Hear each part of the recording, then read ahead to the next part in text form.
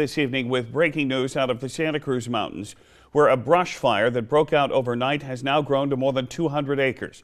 It is burning along Bear Creek Road and Deer Creek Road up in Boulder Creek, prompting evacuations of more than 100.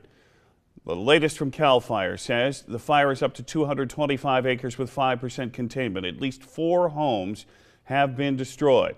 A closer look at mandatory evacuations in place. On the Bear Creek side of the fire, Bear Creek Canyon, Sunset Ridge, Hartman Creek, Lost Valley, Golden Ridge, Hawk Ridge, Don's Road, Ron's Road, and Double Bear are now off limits. On the Los Cumbres side of the fire, areas under evacuation include Los Cumbres, Favre Ridge, Beatty Ridge, Grizzly Rock, Miller Ridge, Reed Knoll Road, Nuth Skyline Boulevard, and Skyline Boulevard. That's about half mile east of the closure. Now Oak Ridge and Skyline Ridge again. Now take a look at this. This is where the fire started. This is from a house that caught fire last night on Bear Creek Canyon Road. Firefighters say from that fire, the flames spread from the house into dry vegetation nearby. We have live team coverage on the Bear fire, including how the weather is playing a key role. We begin with Action News reporter Bianca Beltran in the Santa Cruz Mountains with more on the firefight. Bianca?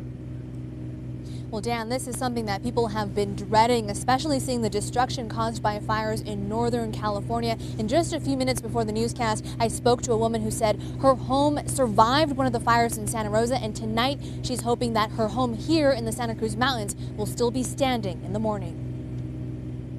I think I own this little truck now, basically. Chandra says one of her neighbors drove by honking, telling her the community had to evacuate because of a wildfire spreading nearby.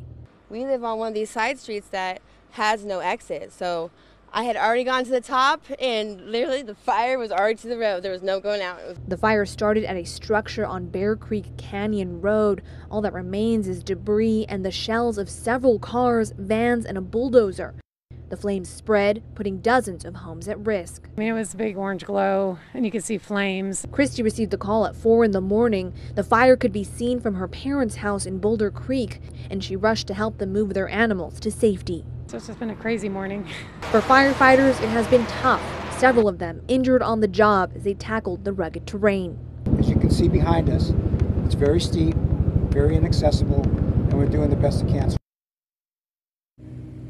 Firefighters have been using air attacks to get around some of that rough terrain, air attacks that will have to end once it gets dark tonight. Hand crews will continue their work through the night, some pulling double shifts, and more resources have been called in to help tomorrow.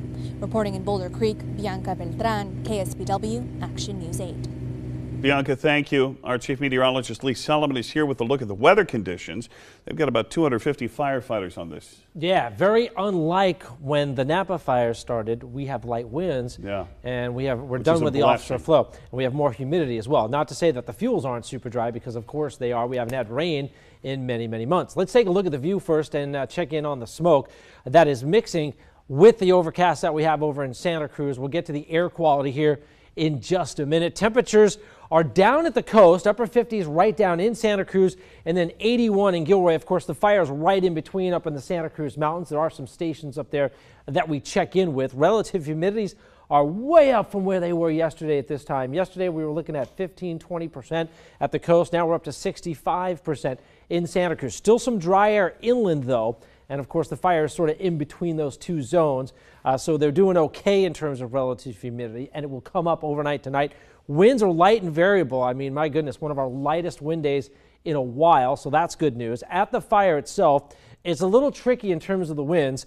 We'll take a look. Temps right now, 76 right up in the Santa Cruz Mountains, 41% relative humidity, and winds are light and variable, 0 to 5. We got a little bit of a northwesterly flow north of the fire, and it's actually southeasterly south of the fire. So there's two competing wind directions, but again, very little actual wind speed or velocity. So the smoke is more or less rising and then just kind of coming down in a cloud, mixing with all of the overcast that we have. So we have a lot of smoke in the area, and then you get to the air quality, which isn't all that good in Santa Cruz right now. They're calling it unhealthy.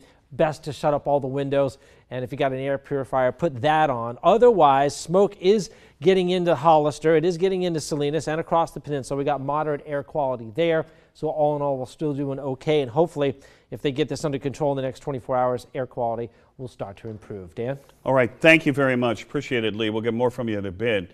Now to evacuation centers. 2 of them have been opened in the Santa Cruz Mountains for those that have been forced from their homes. Here's the information on your screens. Ianti Fire Station in Felton. The other is Lakeside Elementary over the hill in Los Gatos. A reminder, you can check the KSBW app for the very latest on the fire. Right now on the app, evacuation orders that are listed and the location of evacuation centers as well as road closures. And to add insult to injury for those in Santa Cruz County, thousands were without internet today, including the Santa Cruz County websites like the Office of Emergency Services. It was an inconvenience when there's a wildfire raging. Action News reporter Sierra Starks live in Santa Cruz with an update on where we stand right now. Hey, good evening, Dan. So the county says between 8,000 and 10,000 AT&T customers are without internet, and Santa Cruz County is one of those customers. So you can imagine they've been getting frantic calls all day from people wondering what this means when there's a fire burning nearby.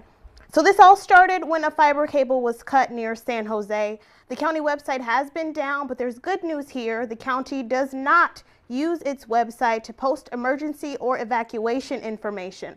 All that information was sent with those reverse 911 calls last night, and they've been putting updates out over social media because cell service and data still work. It's not for immediate life safety information. We don't count on that as a resource in an emergency.